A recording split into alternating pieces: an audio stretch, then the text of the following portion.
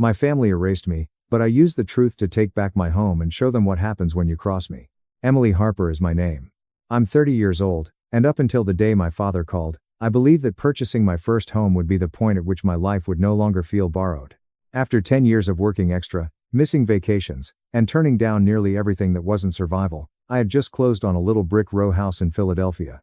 I hadn't even moved in completely yet. I still had half of my boxes taped shut. I was sleeping on an air mattress because I wanted to save money before purchasing actual furniture, and my dishes were piled on the floor. My phone rang that morning when I was measuring a wall for bookshelves in the kitchen. My dad didn't greet me. I initially laughed at his statement since it sounded so ridiculous. You need to come get your things. Your sister needs the house more than you do. Then my mother turned on speaker and said, calm as rain. This is your sister's home now, Emily. Be mature about it. I heard kids running and cupboard doors opening in the background, and then I heard my sister's voice light and smug and totally at home in a place she had never paid for. My stomach fell so much that I had to clutch the counter when she said, "You're not welcome here, so don't make this ugly." They didn't inquire. They were already residing there. My entire future had been given away like a family favor when my father used the emergency key I had given him while I was at work. They hosted a housewarming celebration in my place 2 days later and claimed that I had never assisted anyone. They believed they had deleted me. Whose name was on the deed was something they overlooked and didn't care to verify. Please let me know what time it is for you and where you are watching before I tell you what he said and what transpired after I left. I'm interested to see how far this tale may go. I didn't cry for 4 days in a row. That may sound weird, but I was too shocked to cry. My mind continued repeating that statement while I went to work at the museum, verified inventory on maps from the 17th century, signed transfer documents for a loan package from New York, responded to emails, and grinned at benefactors. This is the house of your sister. These days, paperwork, chain of custody, and verification are the main responsibilities of a museum registrar. I keep track of who owns what, where it comes from, where it goes, and what happens when someone touches something they shouldn't. I handled valuable items with greater legal protection than my own relatives believed I was entitled to. I passed the residence on the 5th night after dusk. I had my porch light on. My porch light, not the one from my previous apartment. I noticed a wreath on the door I hadn't purchased, small sneakers arranged by the doorway, and a stroller at the front step. I instantly knew the laugh that drifted through the screen window. No matter whose back she stepped on, Madeline, my golden sister, always landed lightly.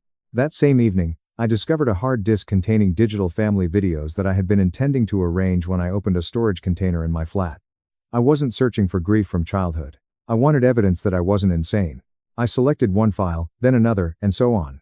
When I was 8 years old, my mother was adjusting Madeline's pageant sash and instructing the camera to focus on the attractive one as I held a spelling bee trophy. When I was 14, my father was filming Madeline opening a second-hand automobile they had given up everything to purchase as I was in the background of a Christmas video wrapping gifts. At my college graduation luncheon when I was 22, my mother raised her glass and managed to transform the toast into a speech about Madeline's self-discovery. There was more than one dramatic betrayal. I became the family workhorse, and she became the family narrative after 100 minor adjustments. At last, I read their names out to the empty room as if I were reading a charge sheet. Madeline, Rebecca, and David Miller, and something inside of me cooled off once I spoke them that way. My perspective shifted from that of a daughter, to that of a records manager. I opened my closing settlement statement. Emily Harper is the sole proprietor. I looked over the mortgage. Emily Harper is the only borrower. I own the title, utilities, home insurance, and tax registration. I then looked at the doorbell camera app that I had installed but hardly utilized. The video remained intact. My father unlocks the door. My mom is bringing in clothing bags. Madeline is carrying a latte and instructing movers. Lucas, her spouse, is bringing in framed pictures. One of my crates was thrown like trash on the sidewalk. They had not just gone too far. They had provided me with high-definition documentation of their own trespass. Social media was where the next blow was delivered. My mother used heart emojis to comment on a happy family photo that Madeline had shared in my living room, writing, "Finally in our forever home, grateful for the people who actually show up." Numerous strangers praised them, and my father wrote, "Proud of you, kiddo." I stared at that screen for so long that my eyes began to water. One woman wrote, "So happy your family helped you get back on your feet." Another wrote, "Love seeing good people rewarded." I knew the tactic, not because it hurt. They weren't merely stealing my home. Before I could say anything, they were writing me out in public. Then the invitation showed up. Naturally, not to me. Madeline's open house post was shared by one of my mother's co-workers, and there it was. "This Saturday, join us in celebrating our fresh start." Our fresh start at my home. The fog lifted at that same time. The following morning, I called Adam Parker, a property lawyer, And before I could finish explaining, he told me not to alert them just yet. I collected all of the documents, saved all of the posts, downloaded all of the videos, and allowed them to continue speaking. I created folders, screenshots, copies of the deed, insurance paperwork, utility confirmations, ring footage, text messages, and even a picture of the lockbox combination that I had previously trusted my father with. Once more, they believed me to be the unseen daughter. However, when those who underestimate you are too conceited to conceal the truth, invisibility may be helpful. I had a legal file that was so thick it hurt my hands by the end of that week. By the end of the next, I was prepared to enter my own home and give them one last opportunity to tell lies. The housewarming celebration took place at 5:15 on a Saturday. When individuals are preoccupied with admiring themselves, time is crucial, so I arrived at 5:30. The block was lined with cars on both sides. I recognized my mother's church, two of my father's golfing friends, unfamiliar neighbors, and at least a dozen people carrying paper plates and red plastic cups in a house I had yet to move into. Madeline had only been there for less than 2 weeks and had already painted over the hallway trim I had spent a month fixing, so it was audacious of her to tell someone through the open front window that the property required a woman's touch. For about 10 seconds, I just stood on the pavement and breathed. Not because I was afraid, but more because improperly controlled anger leads to sloppiness. I hadn't come to be messy, either. I had come to make a lasting impression. I was first struck by the fragrance inside. Madeline usually used phony vanilla candles, grilled steak, and a potent floral room spray to make things feel pricey. My mom almost dropped her drink when she saw me first. My dad tensed up. With one hand still on the granite edge of my kitchen island, Madeline slowly turned and grinned as if I were the annoyance she had anticipated. She said, well, loud enough for everyone in the room to hear. After all, the conversation faltered and faded. Look who decided to stop by. Without looking, I could sense that others were listening. Madeline persisted. You know, it's funny. She never lifted a finger while we were struggling, but now suddenly she wants attention. A few frightened giggles. My father went the more direct route, saying, Emily, this really isn't the time. I said, without raising my voice, don't start something in front of guests. I didn't have to. I dug into my bag, and placed 3 items on the dining table in front of everyone. Actually, I remarked, this is exactly the right time. A printed still photo from my doorbell camera showing my father coming in with the emergency key, a copy of the deed, and a note from Adam's office addressed to each of the 4 residents. I can only characterize the silence that descended upon the room as surgical. Madeline laughed too quickly after staring at the documents. This is ridiculous, she remarked. My father yelled, Dad said you were fine with us staying here. We're family. She had not yet used it. At that point, I turned to face all of the visitors and spoke loudly enough for everyone in the room to hear. Since everyone is here celebrating, let me save you from being used as witnesses to a lie. I am the sole legal owner of this property. No one in this house has a lease, permission, or any ownership interest. They moved in while I was at work, using a key I provided for emergencies. My mom attempted to seize the documents. I pushed them out of the path. Madeline's grin broke. She growled, You are seriously doing this right now? In front of everybody. I gave her a direct look. You already did it in front of everybody online in my house. Then, after I sent him a single text, Adam, who had promised to stay close case I needed a witness, entered through the front door. He now gave a brief introduction, handed over the formal demand for the property's immediate surrender, and explained in a tone befitting a man who had often reminded entitled people of the law that any additional occupancy, property damage, or interference with entry would increase their liability. One of my father's buddies gently placed down his plate and left, then one more, and still another. You could almost hear the party breaking down. Naturally, Madeline attended the performance. This is cruel, she murmured, her tears coming on time. Her husband Lucas, who had been largely silent up until that point, asked the question that turned the entire room upside down. You know, we needed help. Madeline froze. Wait, you told me your parents co-own this place? My dad began to speak over him. My mom started crying. Lucas glanced at the deed, then at me, then back at his wife, as if he had just realized that his marriage had been predicated on false information. He questioned, Did you lie to me? Madeline lost her temper. I did what I had to do for our kids. That line might have worked on my parents. It did not work on me. No, I replied. I would want to tell you that's when they gave up. You did what was easiest because everyone in this family trained you to believe my work, my money, and my future were community property. It wasn't. Shame is rarely enough for people like that. They pivot to blame. I was termed selfish by my father. I was degrading them, according to my mother. Madeline informed the other guests that although I had always detested her, the enchantment had vanished. Everyone hears the hiss when a family story begins to bleed air because the falsehood has been punctured. For the sake of family harmony, my parents thought I would give in. They didn't realize that I had dedicated my adult life to learning how to keep records intact so that the truth might triumph over ego. I reviewed all of the accounts associated with the house, including utility spikes, unapproved mailing address changes, delivery receipts, messages from neighbors, an invoice from a contractor for an illegal wall removal that Madeline had boasted about on Instagram, and a tax notice related to a small online store that she had registered using my address without authorization. Adam Parker truly grinned at that one. He tapped the page and remarked, "This is where selfish becomes stupid." At that point, Charlotte Fisher, my closest friend, was the only one who could get me to eat a complete dinner. Charlotte worked as an exhibition designer at the museum. She was intelligent, witty, and unable to act as though a difficult circumstance was all right. She had known me long enough to realize that I'm generally working on something while I'm quiet. She was correct when she added, "You know what makes this worse? It isn't just that they took the house. It's that they were sure you would absorb it." We were sitting cross-legged on the floor of my flat one evening, surrounded by bankers' boxes and legal tabs. The event took place in the house. The true injury was the presumption that led to it. It had always been my responsibility to create, save, arrange, extend forgiveness, and then vanish so Madeline might shine in the middle of the picture. I therefore took a decision that had nothing to do with retaliation. I stopped waiting for my future to be defined by the museum. I had been discreetly honing my skills in provenance research, restoration, logistics, and collection planning for years. Charlotte encouraged me to use that expertise to private consultancy for historical societies and small galleries that had the resources to hire full-time registrars.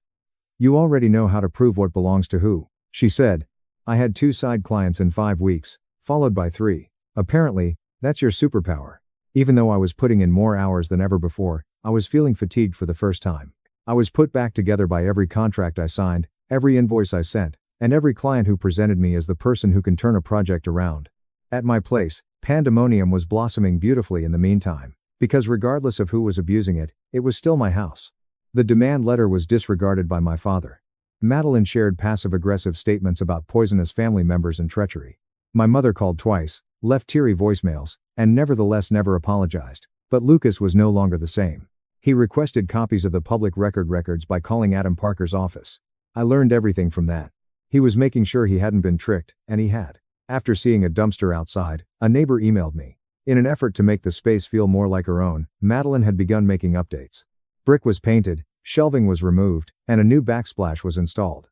In one picture, the original built-ins from the study, which were a major factor in my initial decision to purchase the house, were being removed by workers.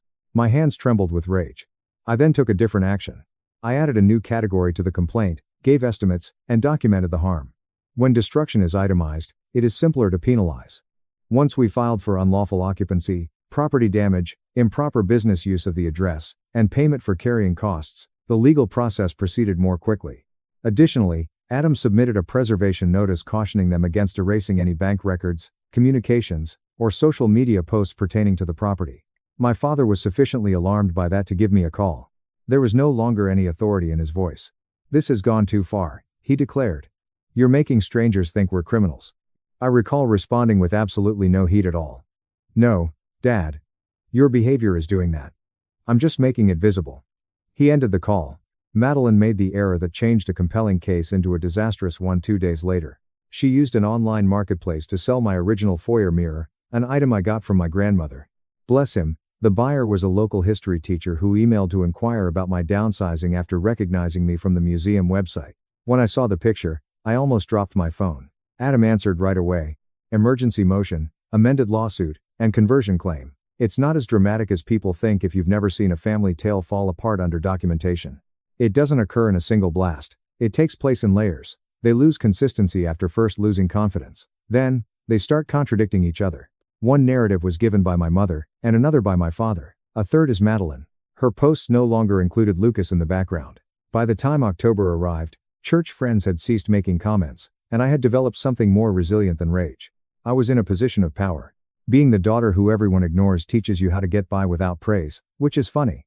The risky part is that people frequently discover too late that you were the structural support for their delusions when you finally quit pleading to be seen. By November, the museum asked me to curate a brief public program on restoration ethics and the unseen work that goes into conserving history because my consultancy business had developed to such an extent. Charlotte assisted me in making it more ambitious, an elegant evening event with donors, local media, and a display of recovered items accompanied by narratives about misattribution, ownership, and care. I didn't care that the motif wasn't subtle. I wanted a space based on reality for once. The event was named What Survives. The display was not as appropriate as the title. It suited me. I felt more composed than I had in months as I stood under gallery lights on the night of the opening, wearing a navy dress and pinning my hair back. By 7 p.m., the room was full. There were reporters from 2 local arts publications. Board members, independent curators, and a number of new consultants were also present. People posed intelligent queries. They paid attention, they made notes. They claimed that because of my efforts, they now have a greater regard for the unseen mechanisms that safeguard important things. After being treated like support staff in my own family for my whole life, I wish I could describe what that was like. Then Charlotte, who had been controlling the flow close to the entrance, became still. I followed her eyes and saw Lucas, Madeline, and Rebecca, the last people I wanted in that room. Lucas appeared worn out. Rebecca appeared anxious. Madeline seems to have dressed for combat. She moved across the gallery floor with the same shiny, brittle assurance that she used when she was prepared to act recklessly. "Wow!" she exclaimed, surveying her surroundings as though approving. A few people pretended not to hear, saying, "This is cute." I didn't realize family drama could turn into a brand. Others did indeed hear. I sensed a change in the atmosphere as I waited. Charlotte drew nearer, but I shook my head slightly. Let her talk, I thought. When a liar feels theatrical, they are most effective. Madeline stepped forward and spoke louder. "You know, it's funny she acts so principled now. Half her inspiration came from living in our house and watching me rebuild a home for my children. It was there. Not enough that she had destroyed my property, lied, and trespassed. She also had to populate the story." I grinned with recognition rather than warmth. "Our house," I murmured into the microphone I had been using to make comments. Everyone in the room stopped talking. I nodded to Charlotte, who gave me a folder, and said, "That's interesting phrasing, Madeline. This time, there won't be a theatrical slideshow." I didn't require spectacles. I required accuracy. "Since you chose a public setting," I went on, "let's be exact. The property is legally mine. You were served notice. You used my address for your business without consent." There was a noticeable stir in the room when someone said, "You sold an inherited item that did not belong to you. And last week, your attorney requested a settlement discussion after seeing the amended damages." Lucas shut his eyes.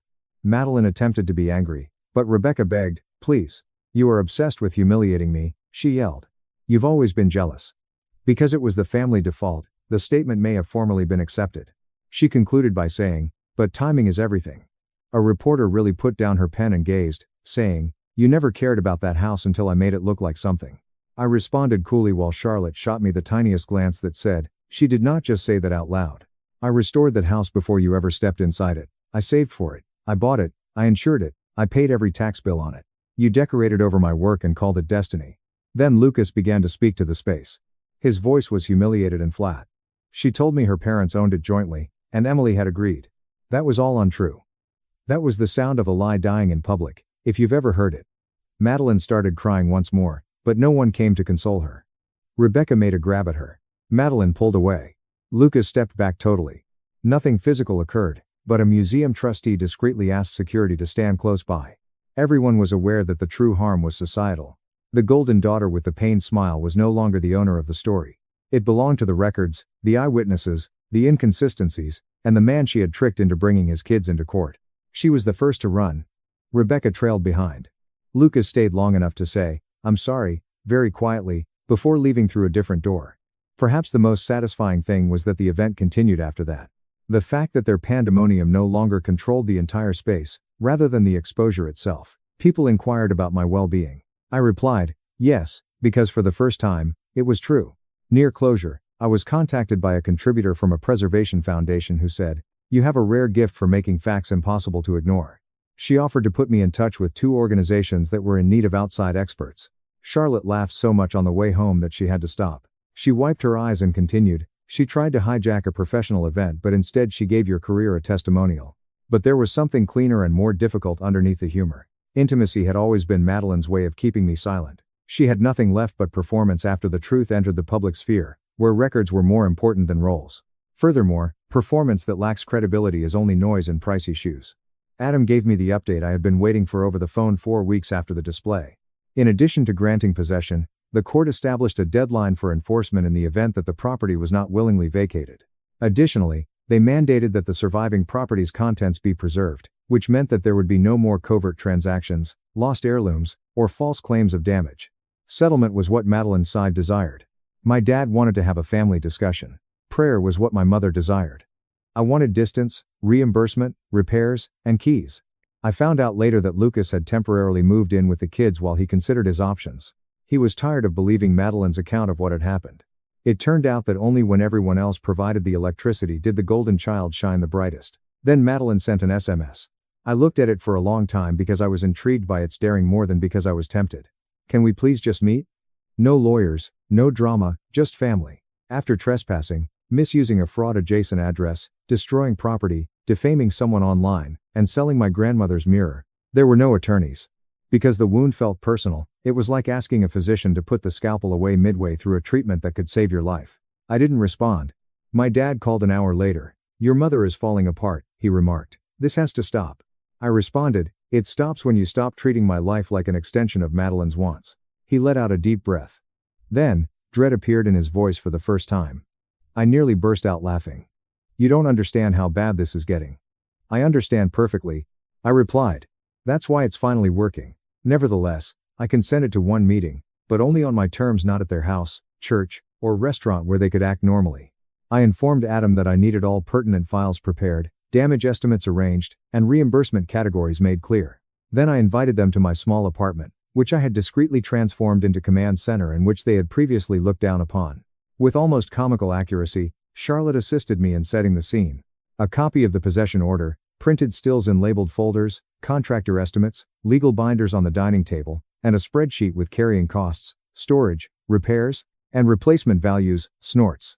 Adam did indeed wait in the bedroom until I texted him to come out. All of this had taught me something vital. When used to deter persistent stealing, surprise is not cruel. Containment is surprise. It was a gloomy Sunday afternoon when they came. David first, looking 10 years older. Behind him, Rebecca was holding Kleenex.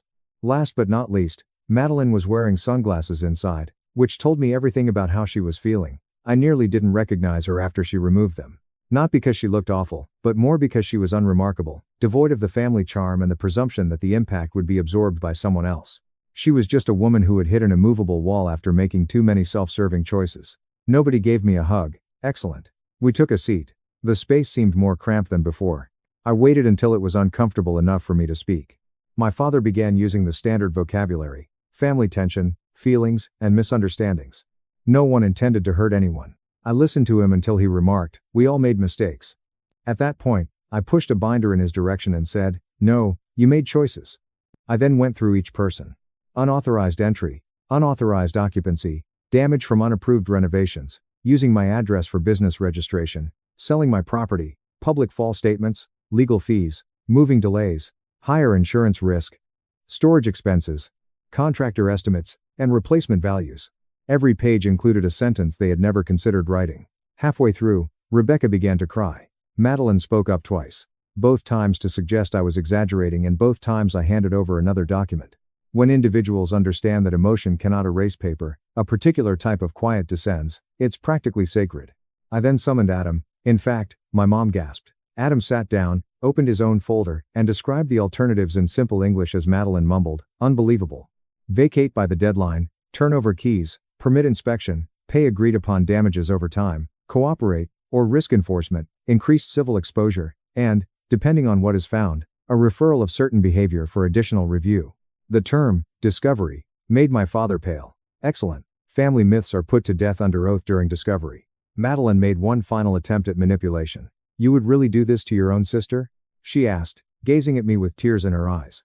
For a moment, the child in me, the one conditioned to feel bad about being alive, stirred. The pivotal moment came when the adult said, "No, Madeline.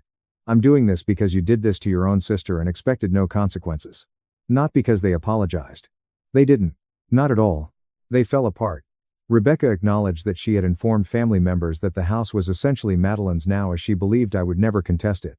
David said that he had utilized the emergency key because a decision needed to be made. Madeline said that because my neighborhood appeared more stable online and her lease issues were harming sales, she had altered the business mailing address. They grew smaller with each confession. Every answer made me calmer. Nobody was acting as though we were there to heal by the time they departed. We were there to close a trap. They signed nothing that day, but they had seen the complete terrain. And when people finally comprehend the immensity of the precipice they are standing near, some of them move back, some jump regardless. Madeline, as it turned out, still had one terrible option left in her. The final collapse happened faster than even Adam imagined. 2 days following the meeting, Lucas filed for separation. I know some viewers love revenge stories where the husband quickly becomes a hero. But it wasn't this. He was not my ally. He was a father who learned he had relocated his children into a legal mess because his wife and in-laws had lied, and he chose self-preservation. Still, the effect on Madeline was terrible. Without Lucas's income, and with her firm already wobbling from tax concerns connected to the address misuse, she could no longer pretend this was merely a sibling feud. It was a measurable life failure.